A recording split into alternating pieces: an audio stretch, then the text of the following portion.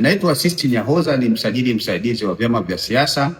Napenda kutoa ufafanuzi kuhusu taarifa iliyopo katika mitandao ya kijamii ikieleza kwamba CCM wamgomea msajili wa vyama vya siasa. Tunapenda kueleza kwamba taarifa hiyo si ya kweli, ni uongo na upotoshaji, kwa sababu kutokana na matukio yaliyotokea hivi karibuni hapa katika mikutano ya hadhara, ofisi ya msajili wa vyama vya siasa katika kusimamia utekelezaji wa sheria ya vyama vya siasa tumewaandikia CCM barua mbili.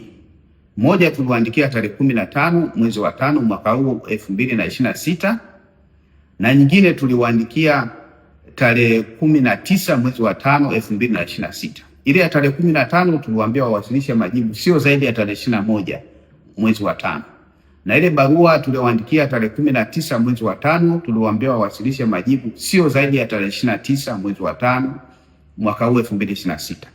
CCM wamewasilisha majibu ya barua zote mbili tarehe 19 mwezi wa 5 mwaka huu 2026, na barua hizo tunazifanyia kazi.